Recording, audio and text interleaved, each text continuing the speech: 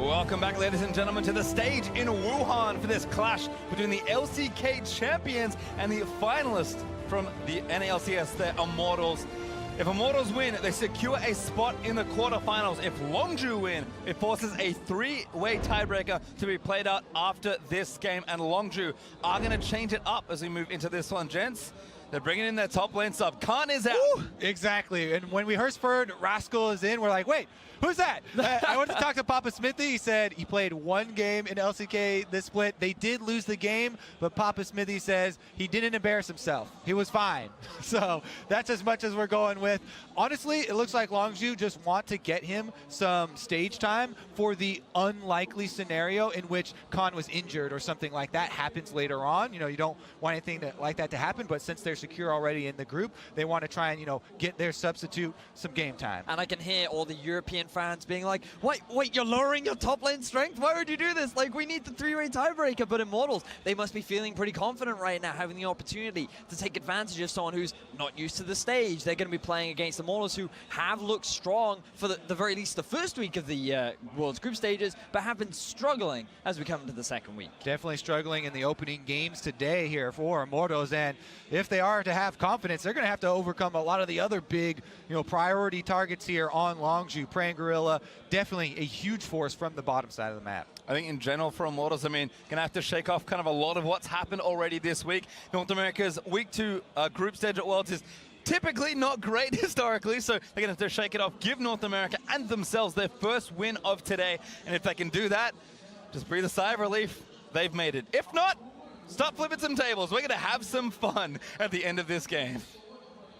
It's going to be an exciting day, that's for sure, or it's going to be an exciting game. The question is, what do Immortals choose to prioritize? Because when we look across some of the star performers of Immortals from throughout the day, you kind of have to look at Xmithy and Pobelter, because you think of Pobelter playing a really good game in week 1. A lot of eyes were on him to level up that performance, but then in week 2, he has struggled. He hasn't had that same sort of impact. He has been getting caught out of position. He has been punished. And going up against one of the star mid laners at the whole tournament in BDD, we have to question whether or not Pobelter will be able to shake off some of his poor performances. Exactly. We had even a stat coming into this week of how well Pobelter has absorbed enemy jungle presence early on, and in week 1, it was great. He actually hadn't died pre-15 minutes with like 20% more enemy jungle time. However, this week, he has died in every game at pre-15 minutes. See if Longzhu actually focuses around mid lane, or if he's able to get some fresh air.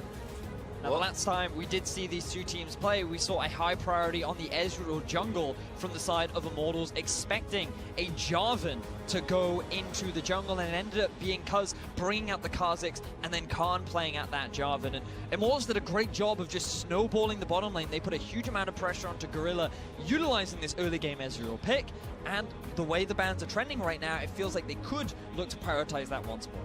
And you can see there for Rascal there, of course, the top lane sub coming in for Longzhu. Actually has more games than just the one LCK. Has a 3-5 record, if I recall correctly, in the LJL, so has time in the Japanese Professional League. But this will easily be the biggest stage he has ever played on. And yes, Longzhu, they have already locked in that #1 seed, moving out of this into quarters. But what a better way to show your dominance as a team, to win Korea, come to Worlds, go undefeated, and then just throw the 3 other teams into a scramble and say, whatever, one of you is going to make. Yeah, fight you, fight! Well, here we go. Last ban is Kog'Maw from Longzhu. That has been one that Cody Sun has relied heavily upon, but you know, the things like Twitch and that are still available if they did want to go late game. A lot of options here. Immortals favoring the Lulu, actually take it first. I've talked to quite a few supports about the Lulu versus Janna debate that's been going on, and a lot of them say it just comes down to personal preference. To me, I feel like most of the AD carry players prefer a Lulu on their team, because as an AD carry, Lulu's power is more concentrated on the AD carry. You feel that extra attack speed, you feel the extra wild growth just on you.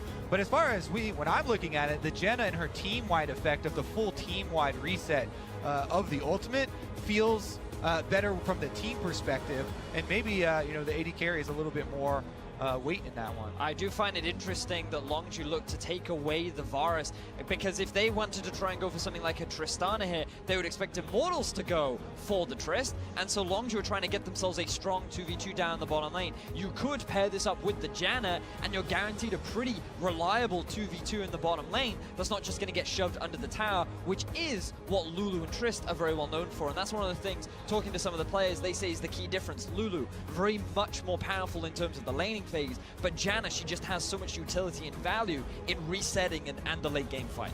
Kind of split the difference there as far as the first 6 picks goes. The other one, of course, is potential junglers being traded. Jarvan was the first pick overall for Longzhu in this rotation, and Smithy on Sejuani, so kind of out of some of the more high-tempo junglers he was known for, and back to more of a solo tank as Longzhu, again, still thinking about Flame in that top lane, will ban Maokai here as their first ban in Phase 2.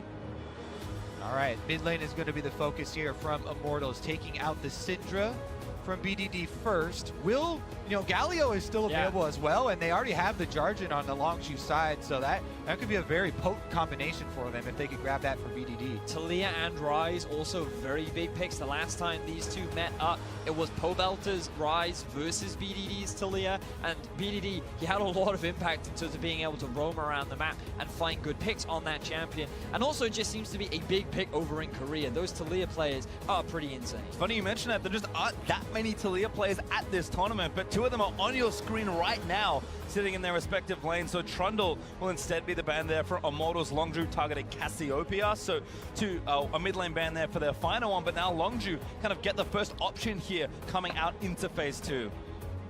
A little bit of extra power there due to the flexibility of Jarvan. They draw a top lane ban as well. Could possibly be a nice front line here. Everybody's been very happy to jump on that Cho'Gath train. So good for later in the game for the extra true damage in your frontline battles. But all our Taliyah talk is not in vain, and it does come through even with the Galio being available. I think that the goal here for Longzhu is they still want to keep that flex option available for Jarvan, because if Immortals pick a tank top, you can put the Jarvan into it, and then you can pick something tanky in the jungle if you want. Alternatively, if you see the Cho'Gath top, you could then put the Jarvan in the jungle, and then you can pick like an answer, like Gnar is still available if they believe in Rascal to be that kind of carry player. And with Trundle banned, there's the possibility of a Camille, but I'd expect more something like Gnar. All right, so the Corki is going to come through for Immortals in the end. They are going to have some good late game damage along with a solid front line, but will they be able to get there? And as soon as you start talking about other champions for top lane, one of the things that has plagued some of the NA teams has been Shen from top side. It really messes with your early river control, your early bottom side control, and that is going to be the case here for Rascal, grabbing this one up. I'm excited to see how he will stack up against Flame, who is a veteran in terms of League of Legends, been playing for a number of years, and throughout the first week of group stages, he was one of the standout performers along with Pobelter on this Immortal squad, and now he's going to be going up against Rascal, who very new to a very big stage. Yeah, I know one of the things Azael was talking about and Impact likes to do on Shen is run up through to your lane brush early on and place your Spirit Sword pretty far up in the lane, so that then when the tank comes up to the minions, just right off the bat you can get some pass-through Qs and try and get some early power there. But Flame does play against Impact and a lot of the NA top laners as well, so probably be expecting some shenanigans of the sort. And Flame is going to be on that big tank to facilitate what has been a very meta composition that we've been seeing throughout groups. 2 big frontline tanks in top and jungle, 2 late game carries in the form of Corki and Tristana, and then the uncensored utility support in Lulu. You have a very similar composition from Longzhu, but Shen doesn't have that same sort of tankiness. His value really comes from making early plays with the Shen ultimate, trying to force picks and look for those counter engages whenever Immortals try to force something within the early to mid game. Well, it certainly could be a tough one. Immortals, 1 win and they're in. Longzhu trying to go undefeated.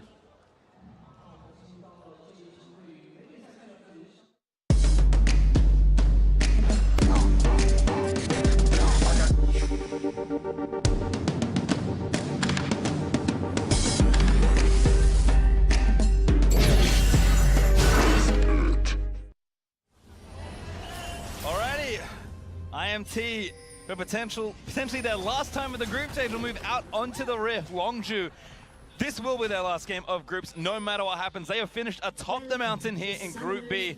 They will be first, but Immortals, if they can do what no team is yet to do here at Worlds and upset Longzhu, they will secure themselves that second seed. So very high stakes between these two. Every year at Worlds, Korean teams only get better from week 1 to week 2. Back in 2015, they had a 7-2 record and they went up to 8-1. Last year, they had a 6-3 record, and then they went up to 8-1. This year, in week 1, they're already 8-1, and now they're looking to get that 9-0. And I feel that even though Longzhu are running a sub in the top lane, that priority is not going to change for them. Certainly not. Again, wanting to show your strength. There are only 3 undefeated teams left in the tournament so far. Longzhu could be the first to 6 clean wins as the teams spread themselves out across the rift. Interesting invades we have here. Deep wards for both on those blue buffs. Smithy on the Sejuani. When you take the Hunter's Machete, you do want to start on your buff and do the single target camps. Because it's very difficult for her to try and do the AoE ones without the talisman. He's actually coning over, and they do get some vision here. Well, it looks like, again, a bit of a scuffle in the 2v2. Sejuani is good in 2v2 skirmishes if they don't take extra damage from the buff because of her passive and Flame also being able to stack that one up. Also keep your eyes on the mid laners because they are going to be pivotal and who can ascertain this buff. Whoever arrives first could be a big determining factor. As you can see, BDD now having that push should make his way over to the jungle. Patience here is reigning supreme as neither of them actually starting up the buff. BDD, as you said, comes over to try and sway. 3 members of Longzhu back down onto the buff. They are committing, giving up some lane priority. It's still going to have a chance for Smithy to smite fight, but going to get difficult. He's going to try and make this happen with all the bursts that Sejuani has. Does not get it. Cuz steals the blue buff. Really good timing there from Cuz. I think that when you're going up against the E plus smite combo from Smithy early on, that's a very difficult thing to predict, but Cuz is able to now get that early level 2. Yeah, good eye there from Cuz. That's the first time that's happened, but it's fairly annoying. Anyways, good eye from him. Even though Pobelter could say, hey, I'm going to use Frost Bomb right now to try and combo this, it has the delayed time to come down before the damage is there, and he just eyeballs it and gets the smite perfectly to secure the buff for himself. Thankfully for Smithy, he didn't smite early, and that would have been the worst of that world, but Cuz top lane is going to try and punish Flame. This is a big power play here. Taunt lands on Rascal as well. Could get himself his first blood of his first World's Flame, clutching himself out of the way, but tagged by an auto will slow him down. Nowhere to Flame go. trying to book him with the flash pass through from Rascal might be enough. The rupture is good for the knockup, but they're still chasing him down. Pobelter is trying to run up with the knockup blast, and Rascal not going to grab it. It's Cuz with first blood. And Pobelter tried to come over to lend some moral support, but there's going to be no saving him after that. This opening is going so well for Longzhu. They get the smite fight victory, then because of that victory, Cuz is able to transition into a level 2 gank on top side. Wow, Gorilla solo Drana roam, I guess with BDD's help on the left of your screen. Smithy does get the blue buff, but Gorilla chases him off the rest of the camp. And this could not be any better for Longzhu because remember, the style that they were able to win LCK Champions with was through playing their top lane. Typically we see it from Khan, typically he's known for being this hyper carry, but now it is Rascal there, trying to set him up for success in the early game, give him that confidence on the big stage. And Cuz has full confidence to go over here and face check Smithy because they saw him chunked out and summoners blown in his attempt to steal back some of Cuz's jungle. Regardless, Pobelter should be fine here. You know, he's getting pushed in, and the look towards mid lane gank won't be very eventful. Now in the bot side, Cody and Ole doing a nice job here with the Lulu and the Triss to push in and try and deny some CS, but BDD on a very early roam back to the flashless Flame. Ooh, they really want to punish this Cho'Gath. Even though they know there's a ward here, you can just blast cone over and run past it. Flame playing a lot of respect here, though, not getting in range of the Shen taunt. He also knows that the wave will push towards him eventually. So Flame's more than happy to just sacrifice a little bit of experience and wait for BDD to show up on the map once again. Once he does, he can go back to pushing up the lane a little bit more, but I feel like the damage has already been done. 12s against the 24 in favor of Rascal, already level 5, and you're now looking towards that level 6 play that we were talking about that we love to see from these Shens. Cuz can come bot, Prey gets level 6, and you start forcing things all across the map. Remember, no flashes on this top side of the map because they were all blown in the early skirmishes. Surprise here, knockup does land in. Xmithie trying to fight as Flame is going to rotate back in. BDD here first as expected on the Talia. And Longzhu might even dive Flame here. TP in from Pobelter. Going to save the day. A lot of resources here being kind of siphoned away from Immortals with this constant pressure from Longzhu. Yeah. They're very happy to get that mid lane teleport out without having to risk anything on the tower dive. So although Immortals are holding on here, they're slowly bleeding away more power from the top side of the map. Longzhu are playing this early game extremely well right now, knowing exactly what to do after that. That level 2 that they got first, just stealing away the blue buff, because has not slowed down. Now the bright side for Immortals is the fact that they have this power bomb. Bottom side though, BDD is on the way. He's not even level 6, but he's roaming through to try and get some summoners. And walks away. Prey a little too low perhaps there for that play, but BDD, he has been so active in the first 6.5 minutes of this game. Pobelter doing what he can, pushing the way back in, but BDD, even on CS pretty much, now going to move around back to his lane, and he just keeps moving out and pressuring the side lanes of Immortals. But he is losing a lot of experience. You can see he just lost a wave right there, and even though the farm is even, the fact that Pobelter has gotten level 6 first means that BDD's roams are not as effective as they potentially could be. He just had to move to the bot side because that tower is getting very low. Prey and Gorilla had taken a lot of damage, and there was the risk of dropping that tower much sooner than Longzhu would have liked. Here comes Cuz as well. Shows himself here in the bot wave, shielded up by Gorilla. That's Prey already going back, gets a pickaxe and 2 daggers, not the most impactful buy early on here for Prey, but knows again, lane's been going poorly. It's 15 CS behind as Cody. He's going to get the Thunderlord's proc on, but no knock up there as Cuz. Not quite there with the flag and drag. Interestingly, BDD going for very early Burk treads in the middle lane. Wants those tier 2 boots because his focus is very much about roaming around the map like we've seen all this game. Yeah, I guess he's also worried about the Sejuani crowd control. So he's really investing in that tenacity early on. The magic resistance is going to go a little bit of a ways, but he's back out every single time he pushes up one wave. Halfway roams down the map. Flame this time backing off. Sends BDD right back to base. Now we need to see Longzhu looking to make a play bot though, because if things stay the way they are, Immortals are eventually going to take that tower. Once it's gone, they can start moving Cody, Sun, and Ole around the rest of the map, and that's where this early pressure can start to snowball in the favor of Immortals. You have a great scaling composition with the Corki and the Tristana, so the onus is on Longzhu to make the plays in this early game. Buster shot committed there as well by Cody as Pobelter picks up the package. Cody's son didn't really see where Cuz was potential, or even BDD who could also threaten, so instead he goes back. He has 2.2k to spend, grabs himself a BF sword, a potion, and probably a couple of extra items there as well. In fact, straight for the aggression there, flat AD with an pickaxe as well.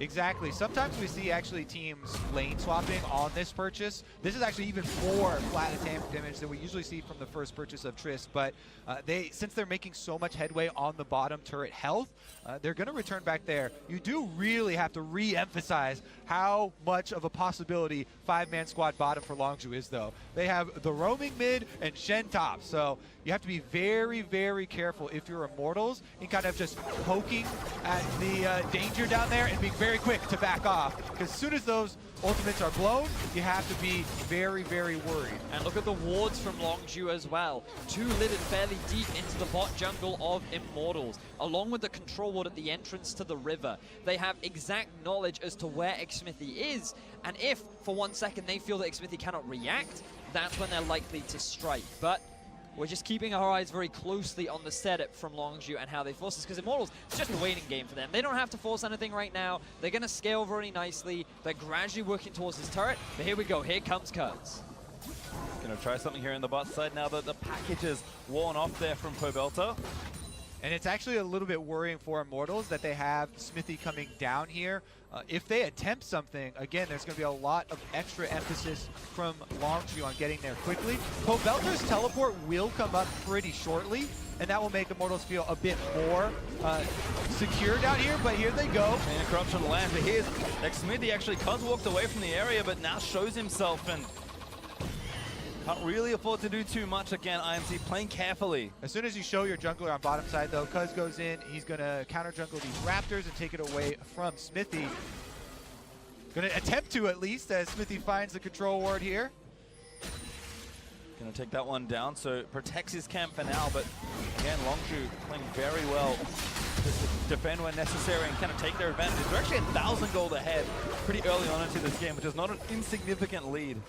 A little trick for viewers as well to see if the teams look like they're going to commit. Well, BDD is making a roam up here. So knock up there onto Roscoe, but Flame could be trapped in this one. TP in there from IMT. Pobelta going to try and save it down as Flame does get the normal to Roscoe. A good chunk of damage. Pobelta finds him in a great Spirit's Refuge. Can't protect him for long enough. Flame gets the kill. That teleport had just come off a cooldown for Pobelta. Barely. Now can they get out alive? The juke forward there for Flame. BDD now taking heat from Pobelta, but not enough here from the Corki. Really good response from Pobelta. He was sick and tired of all these roams from BDD, and finally he's able to answer. They get the kill down onto Rascal, they relieve some of the pressure from Flame, and they get themselves on the kill board.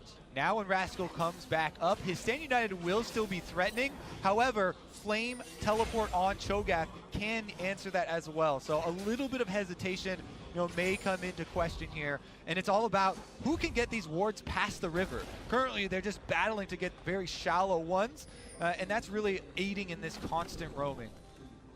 BDD back to mid lane. First wall not successful as far as gank attempts go, thanks to Pobelta's excellent use of his global, but again, the game continues kind of as normal. Longzhu still ahead, but 500 gold now, so that early lead's been cut in half thanks to that TP play. Considering the number of times BDD has roamed and the number of failures he's actually had, this is really good for the side of Immortals. They can be very happy with the sort of pressure that they've been able to withstand in this early game, and while the 2v2 in the bottom lane no longer sits underneath Longzhu's turret, overall they're still scaling nicely, they're still in a good spot, and they've even been able to equalize this kill score. Cuz has also thrown a lot of pressure that way. Smithy's kind of been there, but not quite on time for a gank or counter gank. But now again, IMT taking further hold of this right-hand side of the map. Longzhu with good defensive control wards, but if Smithy and Pobelta especially can sneak down there, then there's potential for a play here, because Gorilla is very squishy if he gets tagged by some sort of CC chain. Cuz walks in, gets some of that deeper vision. Pobelta, I believe, saw him put it though, so Immortals should be aware of that issue. Cuz taking a bit of damage, but BDD again able to push back down with Pobelta leaving that mid lane. So a lot of attention here towards the bot side. That has relieved something for Flame, but we're going to watch this one again and how good of a play this was for Immortals. Now, note here, just keep your eyes on the cooldowns as well. TP has come back up. Flame also has flash, but he doesn't flash over the wall, he flashes towards his teleport because he knows if he buys enough time, Pobelta can help him swing this fight in his favor. BDD is stuck on the worked ground, Pobelta is just soaking up the skill shots from BDD, and that allows Flame to stay alive long enough to get the consumption and equalize the kills. Yeah, the coordination there, Flame's very well aware of them trying to turn that one around, flashes the seismic shove.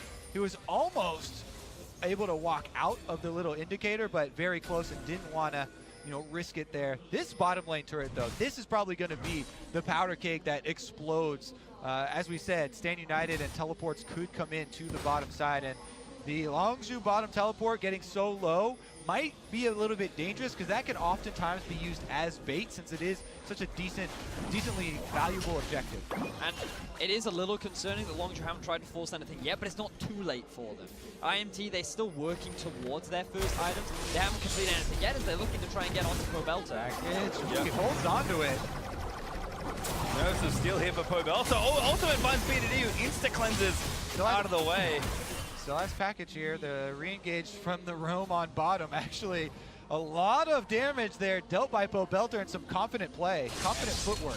Has the Sorcerer's Boots along with the Sheen. You then have the extra kite ability with the Phage on top of the package, and Pobelta able to walk away. Level 11 now, getting that experience advantage after all the roaming being done by BDD. So Pobelta making up for his performances from earlier in the day, and now starting to contribute a lot as he continues to scale up. Part of the issue here is that Smithy is going to try this again, but Cody has a ton of unspent gold.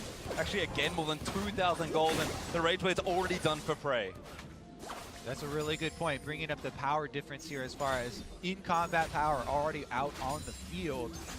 This Rage Blade is a pretty big spike for Varus if he could stay mobile. A lot of crowd control floating around down bottom side, though. And I'm sure Immortals would love to spend this gold, but the moment they back, they're going to lose that tower. And that makes things favorable in terms of tempo towards Longzhu, and so they're trying to bring Smithy down here to relieve some of that pressure. Maybe if they can force a wave out, then Cody Sun and Ole can go back. But now Longzhu, they're finally looking to make that play. This could be it. Here comes the party. Level 2 ult there for Roscoe, and then Dunk instantly is onto Ole. Goodbye as BDD able to take him down, and the turret goes with it. Doesn't even bother to flash. Ole gets obliterated after spending a little too long on the bot side. We were just talking about that unspent gold, and now they can finally spend it. All right, well, Longzhu's going to take the Dragon right afterwards, and it's a little bit of a response on top side where Flame is pushing that up, but Longzhu's very happy to get first turret bonus plus an Earth Drake on top. Interesting that Rascal would use his Shen ultimate there. I guess they wanted to be secure and safe on the play. Smithy, don't think he's going to go for the steal. No need to give away his life for a very early mount. Well, Mountain over to Longzhu instead.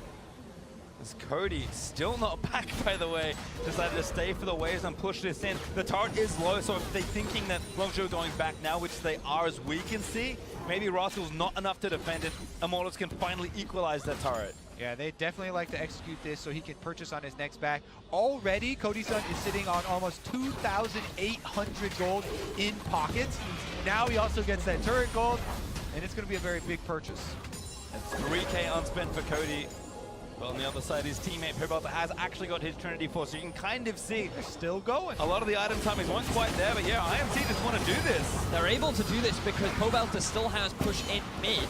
BDD is forced to come mid and can't wave clear bot, and they've already seen that Varus is top lane as well. So Mortals know that there shouldn't be enough wave clear on the bot side, but Rascal with a good defense keeps that turret damage to a minimum. Meanwhile, they're able to secure their own blue and not have to give that one up, despite committing jungler to that top side for quite a long time. The other thing Immortals now need to worry about is a top lane dive. Now Longzhu actually setting up for that possible roam. Again, level 2 wall for BDD, so right now, Pobelta 4v1 teleport is for ready. Flame. All right, can we see a repeat of this play? IMT also running the bot lane up the lane here as a good rupture on Prey will delay this siege for a long time. I wonder if Longzhu saw the bottom lane on their way or just expected it to happen.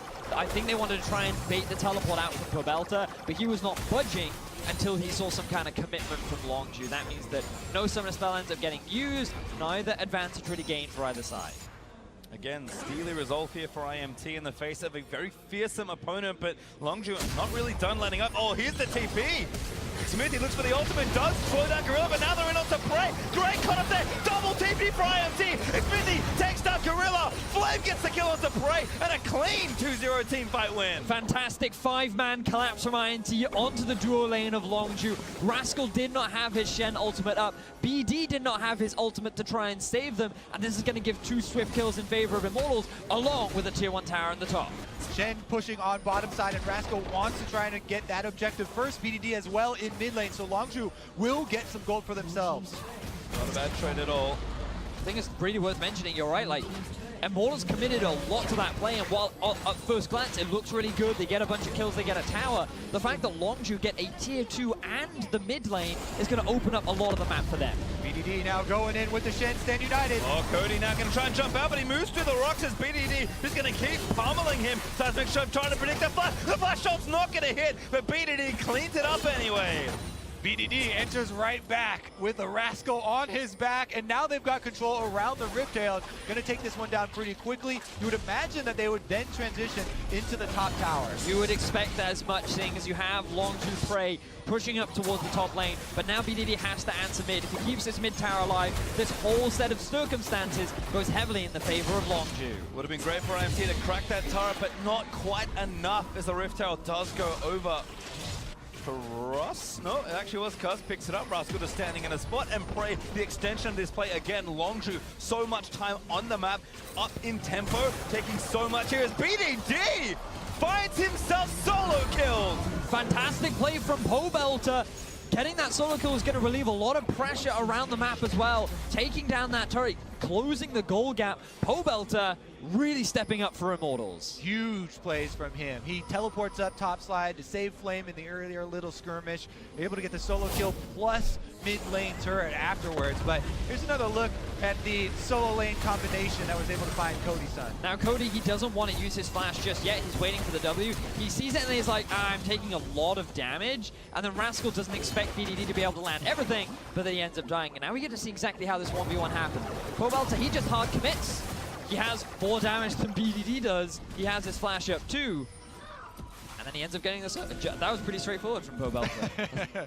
Very good stuff there from Immortals, and we kind of saw moving into, at least for today, Immortals, we saw in week 1 the solo laners look so good. The bottom lane a little more shaky here, especially for Cody with so little experience, in fact no experience on this stage, but Flame had been playing well. Pobelta stepping up, and now Immortals as a team need to be playing to probably the highest level they've ever played in quite a long time, because beating Longzhu is possible, but it is so difficult, and they are still behind 2,000 gold. But to their credit, they are keeping the game close. The last time Immortals and Longzhu met, Immortals were the team that had the early game lead and were forced to make a lot of early plays, but then one bad decision by going for a Drake ended up losing them the Baron, and then they almost immediately lost the game.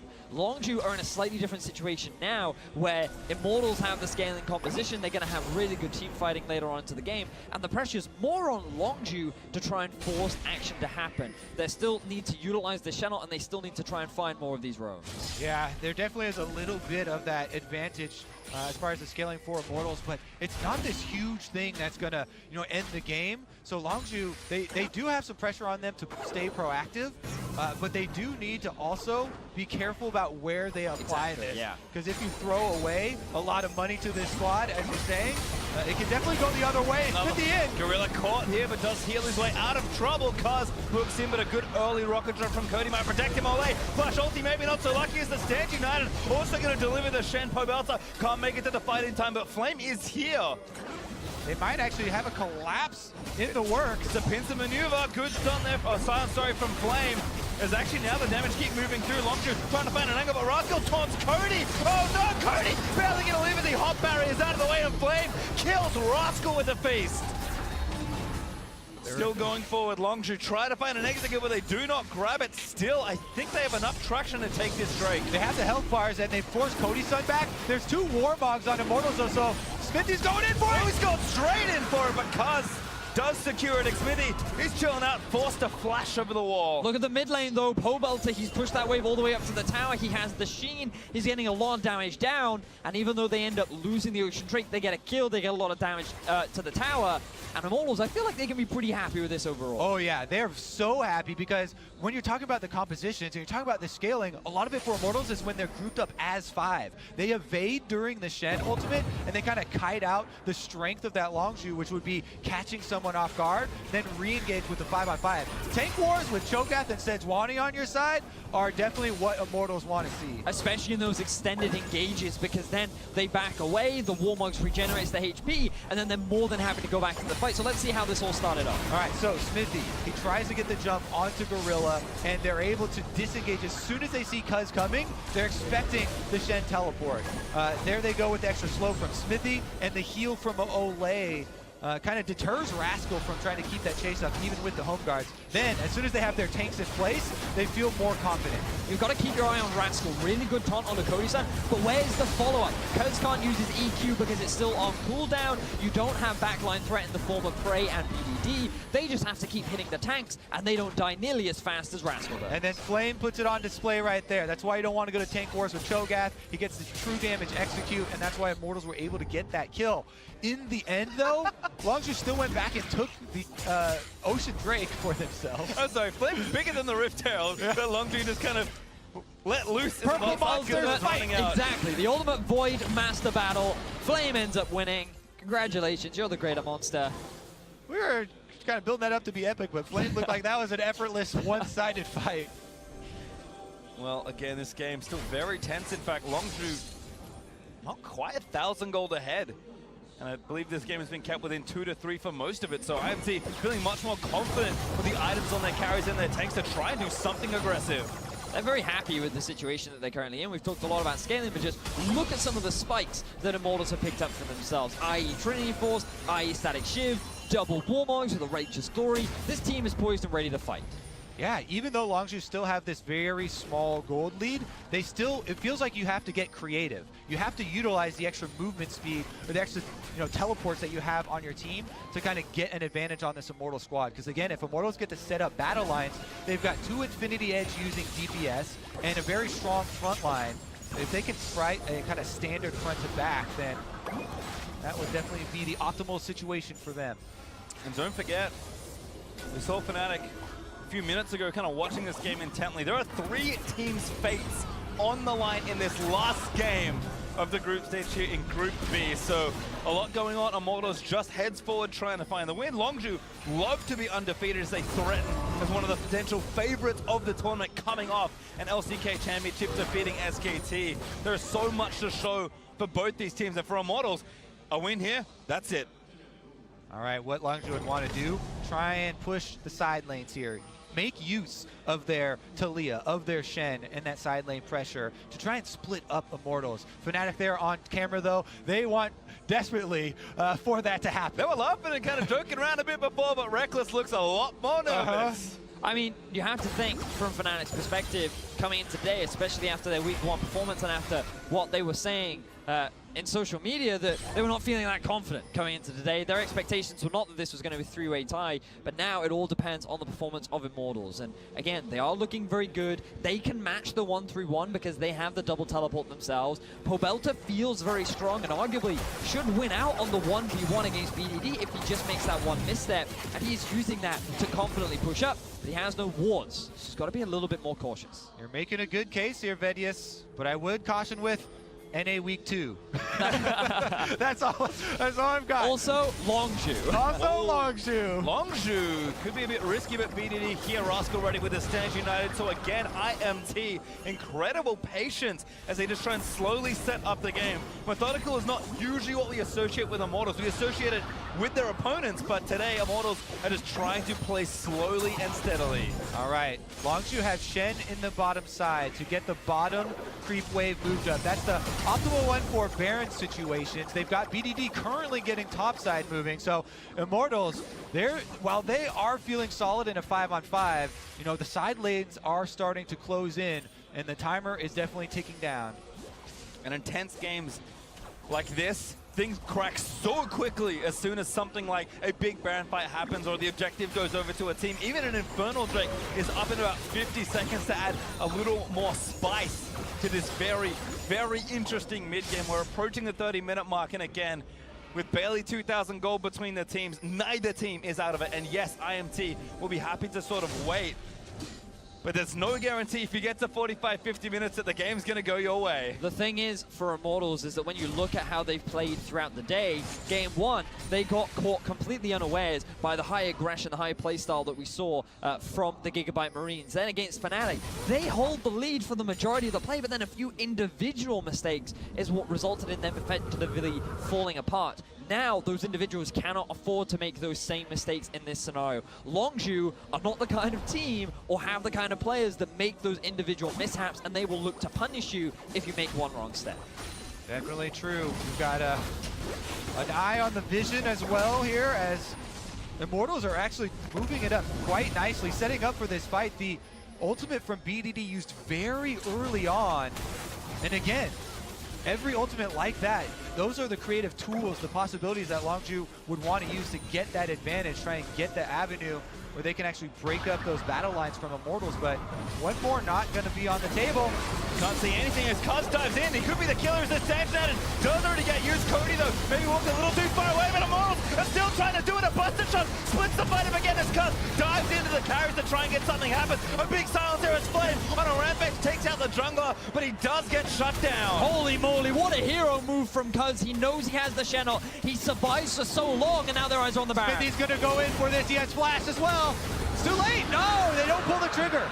Pobelta went back as well, I think hoping he could TP back into it, but Longzhu take their third Drake of this game, and it will be an Infernal added to the stockpile. So surprised that it was Longzhu that pulled the trigger in that fight. I figured it would be so dangerous to try the full 5-on-5 against this Immortals composition, but it was because of the good decision-making from Cuz and forcing Cody Sun out. So keep your eyes on the Jarvan. He's the one you want to be following as he gets an EQ combo onto Cody Sun. That forces the AD carry out of the fight, and now Longzhu can just focus the front line because the back line threat of Cody disappears almost instantly. Yeah, Cody then comes back in to try and flank, and he uses his ultimate to knock out the DPS of Longzhu.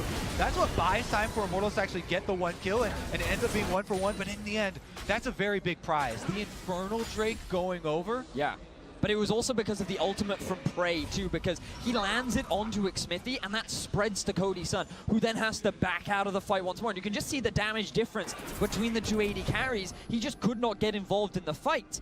And you just have to recognize this is the individual talent we were talking about on Longzhu, and how you need to be stepping up if you want to match the caliber of this team. And again, we look over to Immortals, we think about their players and what they put together to make this run to get to Worlds. I have to again look at Pobelta this game, the team's captain, one of his most experienced players in the NALCS. Had a great week 1, a not so good start to week 2, but if he carries this game for his team, he can erase all that from his memory. And he's setting himself up to do it. 105 on the Corki. 3 items completed. This guy is ahead in levels, he's ahead in power, and he has the ability to carry the whole game, but it's all about how he positions, what priority targets can he get onto, and how much of a risk is he willing to take. Well, he's got the package, and he's ready to deliver it.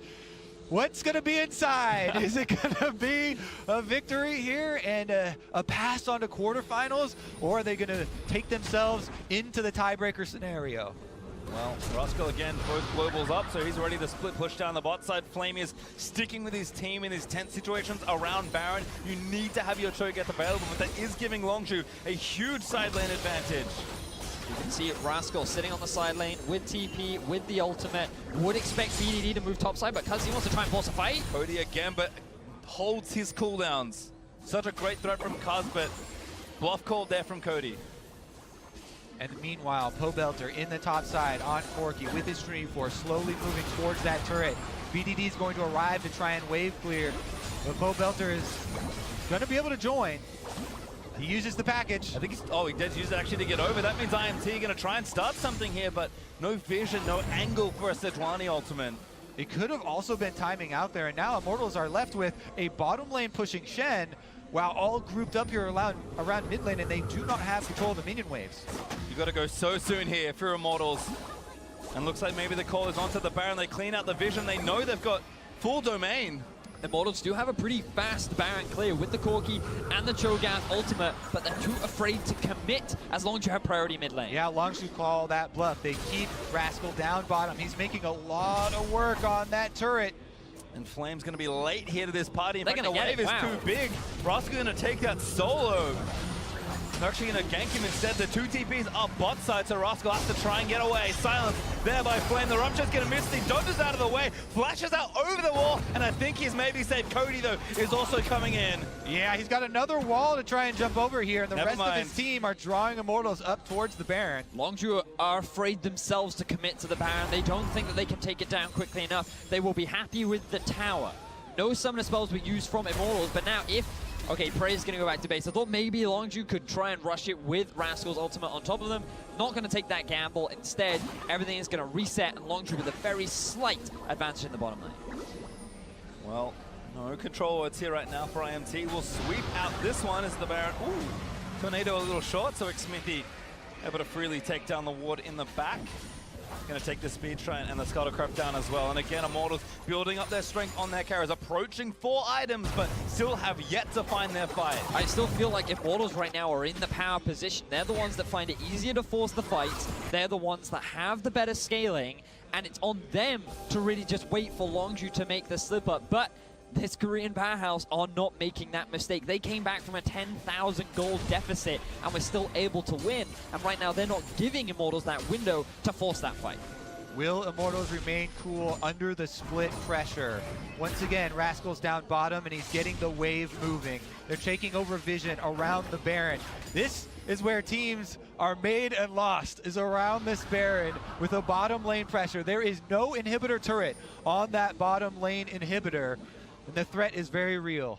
You know, we talked about how this means a lot for Fnatic, but it also means a lot for the Gigabyte Marines, because if Immortals win this game, they secure themselves the quarterfinal spot, and that battle tiebreaker situation doesn't happen. So Gigabyte Marines and Fnatic are both putting in their fate into Longzhu so that every single team can try and fight their way out of this group. Longzhu fans, Fnatic fans, and Gigabyte Marine fans all together in this one versus Immortals fans. The North American squad, they have not had a great week so far, but this could be the win that changes everything. And Immortals, they're in a situation to do it. I mean, again, look at that stack on these marksmen. Pobelta and Cody, 4 items each.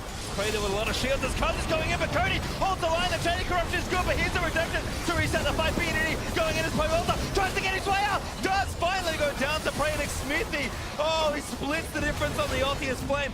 Late TP's in and gets caught in BDD's wall. We talked about how Pobelta needed to be the carry for his team, and he is the one that gets caught out. He uses the flash. It is not enough, and now Longzhu have their eyes on the Baron. All right, Rookie, get in there. Cody, you need to salvage this fight for your team, but Longzhu tearing down the Baron, and I just don't know if there's a way to try and get in here. Are they going to go for the 50-50? Flame's got ult. It wouldn't even be 50. That's true. He has flash as well. Longzhu have to be patient, but now they split off the carries. Cody tags Prey for a good chunk of damage, but Immortals are split. Remember that Pobelter has teleport, so if Immortals can delay long enough for him to revive, then he can join. But now they're cut off here. Oh. The 2 tanks might just go down for this. 2v5, Pobelta dead for 14 more seconds. Smithy goes down, and now the smite's out from this Baron attempt. Cody's on running down mid lane, taking turrets, and Flame still threatening the flash over to try and execute with his ultimate. Big Rupture finds 3. Teleport from Pobelter is up. He could join. Immortals, what's the choice? Are they going to go now? Pobelta, get a Chandler, looking for a fight! Oh! Able to smite down the Baron, but they're going to still fight. Another Big Rupture is Pobelta into the back of the fight. Prey shut down by Cody's son. Rascal does take out Pobelta, but the fight is continuing. BDD still here. The knockup finds Cody, and Longzhu turn it around. What a crazy fight, but everything falls apart for Immortals. Longzhu are the ones to come out on top. They get the 3 kills in the Baron pit, and they secure the Baron. And they're going to be able to move over to the Elder Dragon as well. That team fight has huge reward. Look at the excitement on the Gigabyte Marine's face. It's ecstatic right now after Longzhu with such a massive fight. I believe that is because of the expected favor there to Longzhu. All right, we said the game was close, but Longzhu have now finally broken ahead of the pack. Oh, they actually did not, try and rush down that Elder Dragon. With Smithy having died so much earlier, he was actually back up. Look at Flame, uses ulti, 1.5k damage, just slightly miscalculates it.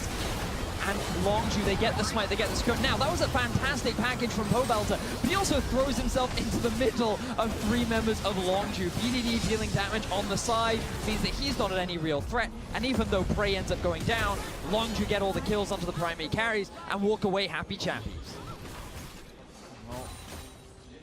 That's a picture of a happy chappy. Woo! I guess.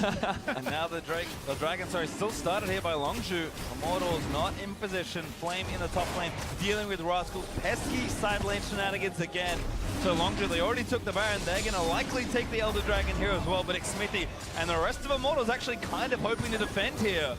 Shen ultimate is available. Cho'Gath forced the group because he has no TP. They're going, Kaz, he's going to jump back in onto the carries. Now Shen's going to join the fray. Fredo letting it rip with a huge shot. Might be in there. Redemption's good as Flame. Takes down Kaz, but Smithy dies to Prey. Pobelta zoned off by BDD as Flame is trying to tank as best he can, but Rascal just so much help to work with his Prey. Going to find himself with a double kill. Cody flooded out under the shove, and now maybe they can turn it around. That was not a great wall from BDD, but Longzhu still come out ahead in the fight. Junglers have been traded. Flame is added to the side of Immortals. And Longzhu, their eyes are back towards the Baron with no smite available. Yeah, Elder Dragon here is going to be an option, but without any smites, there is no super secure, clean finish here from Longzhu, and Pobelter might be able to thread a rocket in there. I don't know if they actually want a chance. I guess they are going to take their chances here. It's a small chance for the steal. Immortals are going to throw everything they have, though. Control ward in, just have to kind of read the play and see what happens. First rocket's going to miss, and that's Elder Dragon over to Longzhu. Is it still a 50-50 if there is no smite? Longzhu did a very good job of zoning off any possible damage that could come in. Not only were they threatening Pobelter, but they also standing in front to blow up the rocket. And I want to keep your eyes on Cuz once again, because that ulti was fantastic. It keeps Xmithy separated from the backline, and Cody-san forced to focus Cuz down while he has the Shell ultimate on top of him along with the Spirit's Refuge. So Cody-san can't force his way through the tanks in the same way that Prey can, and Longzhu set themselves up pretty much for success. And then the ulti even forces Gorilla to use his flash. BDD, probably not ideally how he wanted to use that one. Well, still a team fight win there for Longzhu, who have not too much Baron left, but now going to play with the Elder Dragon buff. As you can see, just how impressive Prey has been on this Varus. You talk about big late game carries like Tristana, the likes of someone like Corki, who stacks up so well with a full item build, but Prey has been king of these team fights so far. And Longzhu, as patient as ever, never really felt like, despite the potential scaling difference in these comps, despite the power points Immortals hit, this did again, played a very slow game, found their window, took the Baron, took the Elder, and now they're 7,000 gold ahead, trying to look and close this game. Here they go, all grouping up around the top side. Again, Rascal split pushing on bottom, getting the minion wave moving. Still, the inhibitor is exposed. BDD chilling out. Again, kind of war between the lanes very quickly.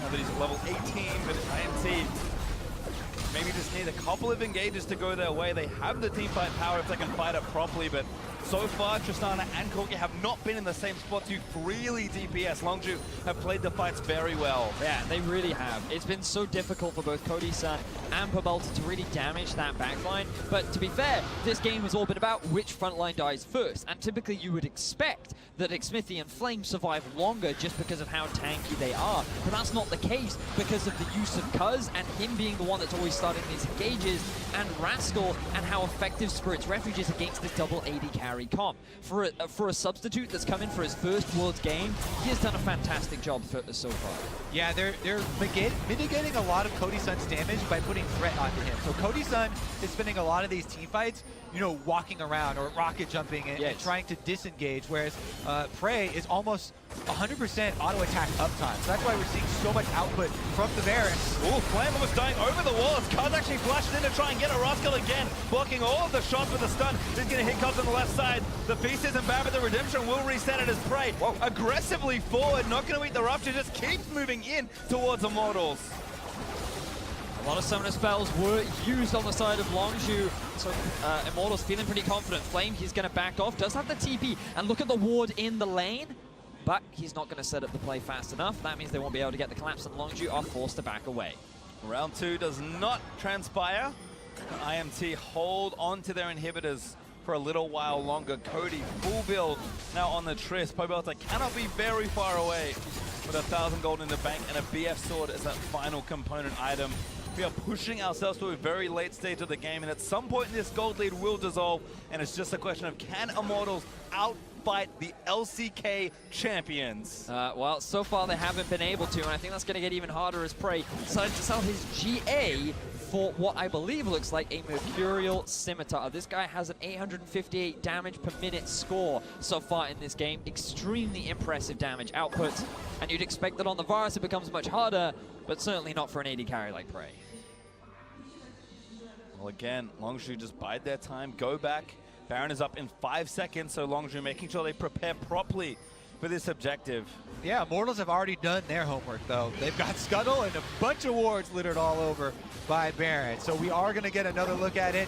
Again, the recipe, as we say for Longzhu, send your Shen bottom. There's an exposed inhibitor. Create that pressure. Force the hand of Immortals. It's Immortals that are now looking to force the hand. Very aggressive Baron start here. IMT just sitting in the pit and tanking a good wall from BDD. Actually cuts off Cody most importantly, but Flame still there ready with the smite. Rascal's in with a stance united. Cody though getting shredded down, forced to burn the barrier. Immortals, a split fight here as Pobel throws again. Chuck Rascal finds Cody, but it's not quite enough just yet. IMT still fighting on two fronts as BDD got low. Pobelta trying to thread it in there, but he can't quite finish it off. Prey flashes forward, gonna try and finish the fight, and Flame goes down. Cody out the way this time, but now 1v4 flashes out. Longzhu once again demonstrating why they are the LCK champions, getting another amazing fight against Longzhu. They forced them back and they've got their eyes on the Baron. All right, again, last chance to win as Prey almost gets assassinated by Pobelta's Corki. Xminty ready for the steal, but BDD's caught him. Cuz back out with a slow. Gonna try and take down the jungler, but Cody's still going with the DPS. The carry for Immortals still alive. Immortals here, last ditch effort. They do not get in, and now Longzhu with Baron buffer coming for the base. Time to book it. IMT abandoned ship as Longzhu now have the Baron. And I can't wait to break down this replay because this time it was tanks on tanks and carries on carries. Prey getting onto the back line, doing so much work, making Cody's life a difficult once again. Tanks on tanks with Baron sandwich in the middle, auto-attacking the entire time. Here goes the wall, and that's what's going to corner off Pobelter and Flame inside this Baron pit. Cuz sees it getting slow, and he knows that Immortals want to execute, so he gets right in there. They're cornered inside on the back, and it's just dishing out the damage. And you just Prey doing so much work, walking all the way past the tanks, his eyes focused onto Cody, and I hope we get the damage dealt afterwards because I think you'll find that Cody, he just could not have the impact that he wanted to in this fight. Prey is always under zero threat. And it just, when you pair that up with a Janna, you're now seeing the late game differences, the late game value between Janna and Lulu. That has to be a record. That is insane from Prey. That's why he's top 5 in the world. Very impressive AD carry, dealing out so much damage in what could have been the game-ending fight. That's a lot of damage. That's like an absurd amount of damage. Think about how many Cho'Gaths with Stoneblade activated that is. It's a little more than one, which is nuts. So it's a funny thing about Stoneblade. When it raises your max HP, so all the percentage HP damage really does shine in those team fights. And against the Smithy and Flame frontline here with Cho'Gath and Sejuani, extremely high health pools, you do get a lot of that. And so that also helps fund those numbers. But Prey has just been outstanding here. Actually, not just here, but all group stage long. And a huge part of why Longzhu are looking to end it undefeated. They've certainly been in form ever since they win in the LCK. This team, we're going to go undefeated here in their first ever Worlds as Rascal continuing the side lane pressure in top. This inhib has not been taken yet, but Longzhu, they are persistent. Longzhu, they're looking to close things out. They brought in their sub. At first, it didn't feel like they were utilizing the Shen properly, but he has been doing so much work with Cuz in these fights. And Prey and BDD being those main damage dealers. The game felt very close in the mid points, but Longzhu with a team always coming out ahead in these fights. With a support like Gorilla on a champion like Janna, Praise has been playing with such confidence very well. Could be the best bottom lane in the world. They are absolutely in contention given how good they've been, and Prey showing off in this game versus Immortals. And reminder, if Longzhu win this game, they force the battle of the tiebreakers. Every other team in Group B will be looking to secure that quarterfinal spot, while Longzhu will end their group stages at 6-0. Praise is not taking any damage here. Gonna finally finish off that inhib. Longzhu again, the patience is rewarded as they finally break the bottom inhibitor. Everybody on the edge of their seats kind of waiting for Longzhu to deliver the last blow. An inhibitor is down. Immortals are making a play on Rascal, but the rest of the team are rotating up. Praise actually in mid lane now, pushing down yet another inhibitor, I believe, as BDD cuts everybody off at the pass. And Kaz again finds a knock up on the Cody Sun. He's trying to get the damage done, but Flame just melts in front of the Longzhu damage. The inhibitor falls, and now it's 5v4. Longzhu, they're looking for the final inhibitor. They're looking for their final winning groups. Immortals are not that today, as Longzhu have their eyes on the Nexus. Gonna push forward here. Flame dead for 50 more seconds. But Nexus turret number 1 under threat. Pobelta with the package needs to maybe make something happen, but a massive redemption's gonna re-heal the team. Longzhu feel like cannot finish just yet. 3 inhibitors destroyed, though. Their work substantial. Elder Dragon coming up in 30 seconds. I think they want to add that one to their list of accolades. Want to pad out the objective scoreline, you know, moving into quarters. But they will set up a bit of vision as they make their way out. Gonna go back to base, spend the last bit of gold, but we're in the super late game. It doesn't matter that much. And now we can just look back at their attempts to take down Rascal. Yeah, then we're going to have the wall from BDD. Nice cutoff here, separates the Immortals team from, trying to defend, and Frey here moves right up. Even though he gets hit with a rupture, not phased at all. Gets to turn around and completely obliterate Flame. Poor Flame. He just kind of got left out to dry. He's such a big target too. It's kind of hard not to hit him. And now both teams resetting around the Elder. If Immortals can take the Elder Dragon, then maybe they can win a fight and turn this game around. But Longzhu, they just have to play the patient game. They have 3 inhibitors taken from Immortals, and those super minions will just slowly work into the base, and someone from Immortals has to answer. Does feel like Immortals might just be giving it up as Prey topping the charts in damage here in this game, very unsurprisingly. Elder Dragon over to Longzhu, Immortals decide they only have 1 team fight. They're going to make their final stand in front of their Nexus. All right, backs against the walls for Immortals. Longzhu with the Elder Dragon, 3 Elemental Drake buff, huge gold advantage, and 3 inhibitors down. Well, Longzhu pushing in for what could be the final time of their group stage. Immortals, there's been never another time to go as Prey. Oh my god, he just sniped Povelsa. BDD in there as well. He is deservedly unstoppable as he takes down the Corki. Immortals just can't do anything as Cast will go down to Alabadix Smithy. He'll burn down next. Prey got himself a triple kill as he might look to close out with a Penta, but it is academic, immaculate, and most importantly, undefeated as Longzhu and the storm that swept through Group B. 51 minutes is how long it took Longzhu to end the game. Immortals fought hard, but every time they tried to challenge the Korean powerhouse, they could not keep up, and Longzhu were the ones to take the victory in the end. And congratulations to Rascal. They did it with their substitute player. He is undefeated. He is 1-0 here at Worlds as well. Matching his team now in their efforts here in the World's group stage. And what an immaculate performance from just so many members. Cuz with his great engages, the support that he had from Rascal, knowing that he could just commit to the backline and he wasn't going to instantly lose his life.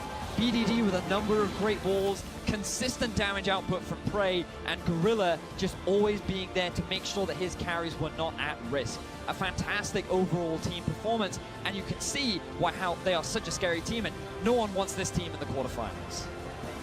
Well, I've just been told that Prey had 1,500 damage per minute. It's not bad. It's a 51-minute game. It might inflate it a little bit, but that is an awfully consistent amount of damage on Longzhu. Certainly deserve a lot of praise we are throwing their way. And now we get the tiebreakers, boys. Nobody thought it would happen.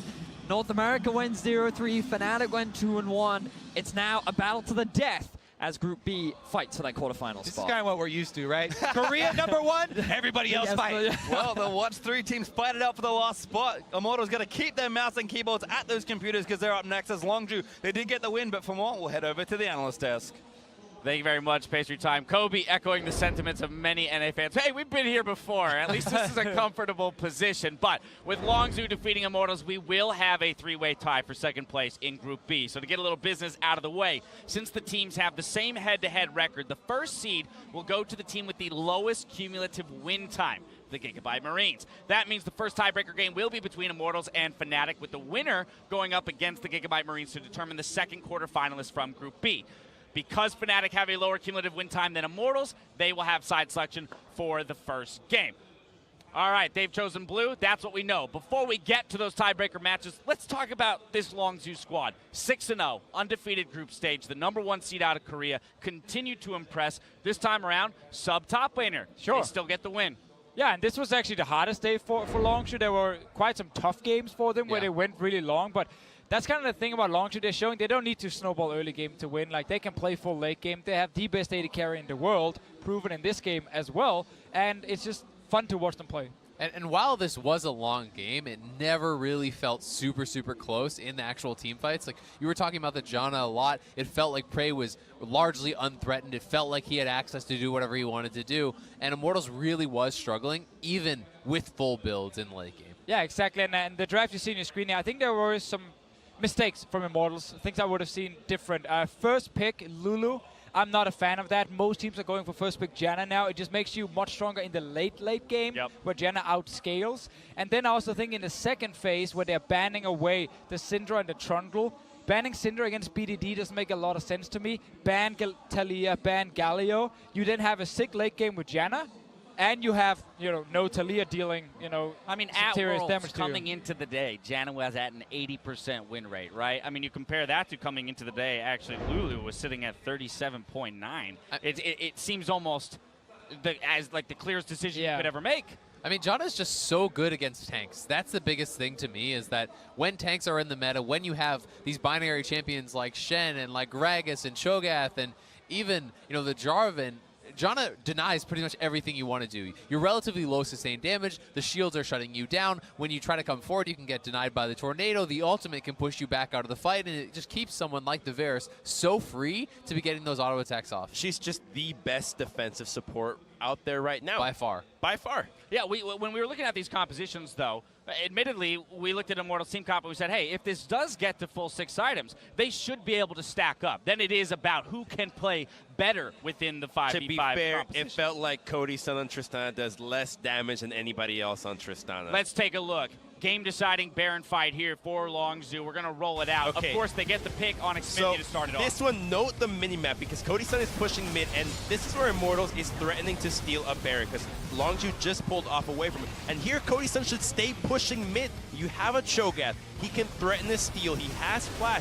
And I felt like this was the opportunity for Immortals to go with a split shot call where you push mid, you steal a Baron, because look at that. He could have done that a little bit later, and this could have been, you get the Baron, you get the inhibitor, you win the game. That being said, they choose the fight, and I think even within the fight, it's still looking okay for Immortals. Cody's still has his flash, and that is the key moment. You need to actually flash that Jarvan engage and the taunt follow-up, because at that point, none of the remaining Longzhu members had flash available, so if they use their gap closers, you can maybe kite that out and make something happen.